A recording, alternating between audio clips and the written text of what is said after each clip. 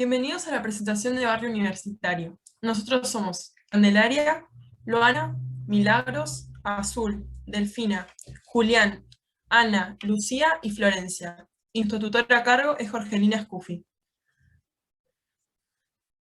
Actualmente, y luego de más de un año, Bahía Blanca, Argentina y el resto del mundo siguen experimentando la pandemia del COVID-19.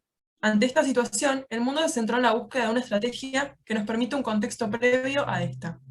Una de ellas fue la campaña de vacunación, viéndola como una herramienta de prevención primaria fundamental para limitar los efectos sanitarios y económicos devenidos por la pandemia. Los objetivos que nos planteamos como grupo fueron: el primero fue realizar una búsqueda y posterior análisis sobre las políticas públicas que están siendo implementadas a nivel local, reconociendo los objetivos que persigue cada una de ellas y analizando en función de los mismos, su accesibilidad y cobertura. Describir la legislación local y regional vigente y la gestión ambiental local y compararla con otros países sudamericanos. Y reconocer el concepto de promoción de la salud desde la perspectiva de salud colectiva como práctica de salud que suma autonomía. El día 25 de marzo pudimos conocernos entre nosotros e ir al barrio. La razón del encuentro fue para poder saber más sobre cómo se está trabajando en nuestra ciudad la vacunación contra el COVID-19, especialmente en el centro de vacunación ubicado en la Universidad Nacional del Sur. En el país, la campaña de vacunación se estableció teniendo en cuenta dos criterios: el riesgo por exposición y función estratégica y el riesgo de enfermedades graves. Según el riesgo por exposición y función estratégica, se encuentra en primer lugar el personal de salud, luego las Fuerzas Armadas, de seguridad y personal de servicios penitenciarios, y personal docente y no docente. Y según el riesgo de enfermedades graves, en primer lugar están los adultos mayores de 70 años, luego las personas mayores residentes en hogares de larga estancia, adultos de 60 a 69 años y adultos de 18 a 59 años de grupos de riesgo. Para aplicar esto, se establecieron contratos con diversas compañías farmacéuticas, consiguiendo 3 vacunas a través del mecanismo COVAX, el cual es un fondo global para el desarrollo y adquisición de vacunas por parte de los países. Estas vacunas son Sputnik V, que fue desarrollada por el Centro Nacional de Investigación de Epidemiología y Microbiología Gamaleya y registrada en Rusia, la Sinopharm, que proviene del Instituto de Productos Biológicos de Pekín, y la Covishield AstraZeneca, que fue desarrollada por la Universidad de Oxford y la empresa farmacéutica AstraZeneca. En la provincia de Buenos Aires, el plan de vacunación es concordante con el llevado a cabo en Argentina.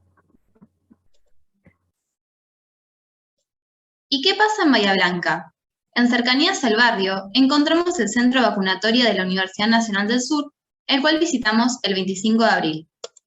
El mismo cuenta con alrededor de 50 personas empleadas, cumpliendo roles de custodia policial y militar, personal vacunatorio, personal administrativo y personal de limpieza. Además, el centro cuenta con múltiples heladeras monitorizadas constantemente que alertan ante pérdida de temperatura. También hay un grupo electrógeno por precaución ante cortes de luz eléctrica.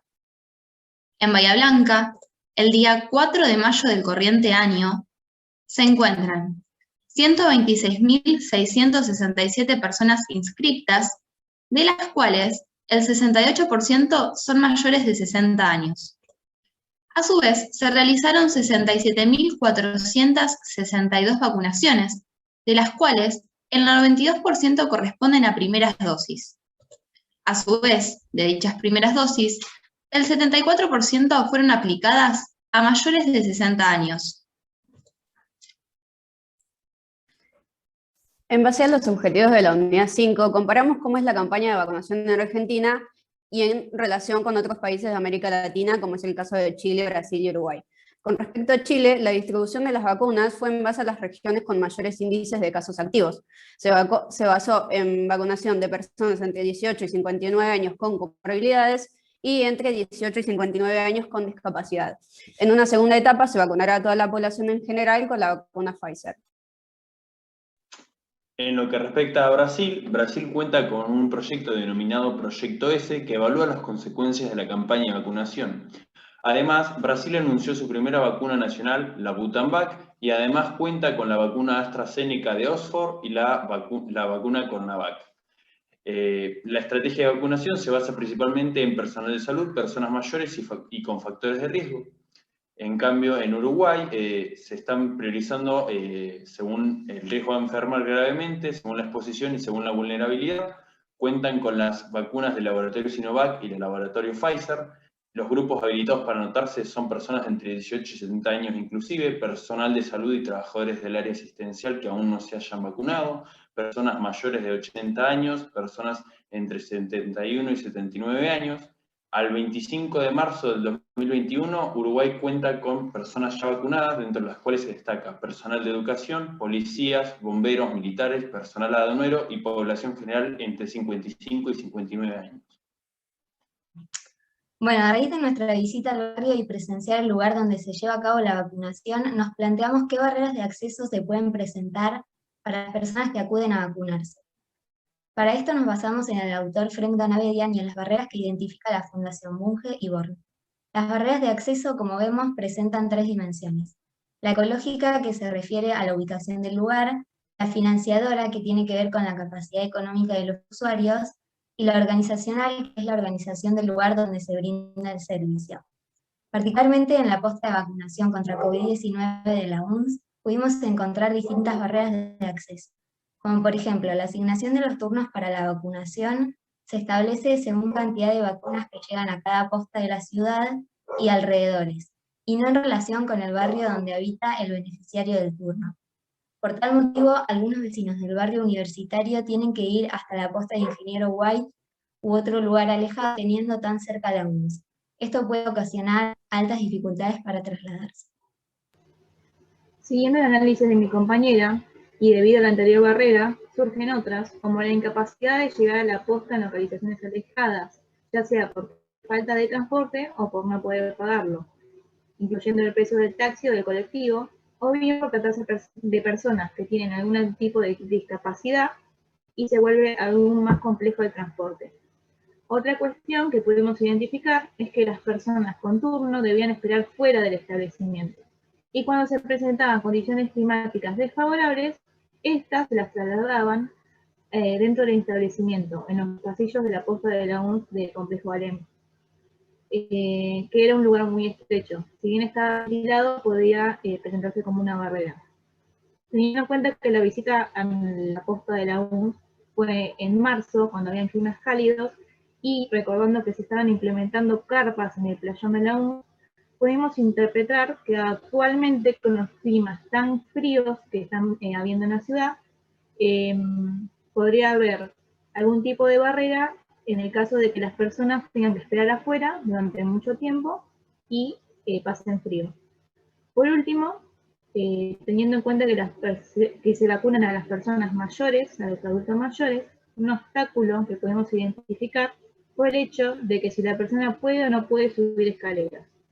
En el caso del adulto mayor con discapacidad motriz que no pudiera subir las escaleras, en la posta se le preguntaba, y si no lo podía hacer, se lo vacunaba en planta baja, pudiendo ser un factor beneficioso y no una barrera en el acceso. Con respecto a la unidad 6, el corazón y la circulación periférica, nos pareció interesante relacionar esto con lo que trabajamos en la unidad pasada. Por esto decidimos analizar la presencia de trombosis y vacuna. Primero, establecer que la incidencia de trombosis venosa en la población general es de 0,9 a 1,76 casos por cada 1000 personas año. La enfermedad producida por SARS-CoV-2, en su presentación más grave, aumenta el riesgo de enfermedad tromboembólica venosa. Se estima que el 25% de los pacientes críticos y 5% de los pacientes no críticos hospitalizados por COVID-19 tendrán un evento tromboembólico.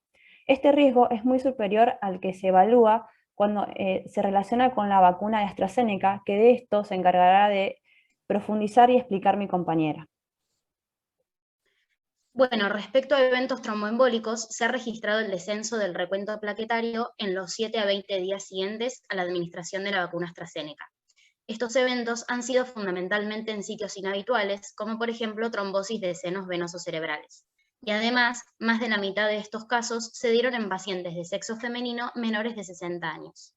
Si analizamos la siguiente foto, que compara los riesgos de trombosis en distintas situaciones, podemos decir que las probabilidades de trombosis a causa de la vacuna AstraZeneca es de 0,006%, esto significa 6 personas cada 1 millón, mientras que en el caso de padecer COVID-19 con ingreso en unidad de cuidados intensivos, las probabilidades son del 20 al 25%, esto significa entre 200.000 y 250.000 personas cada 1 millón de personas.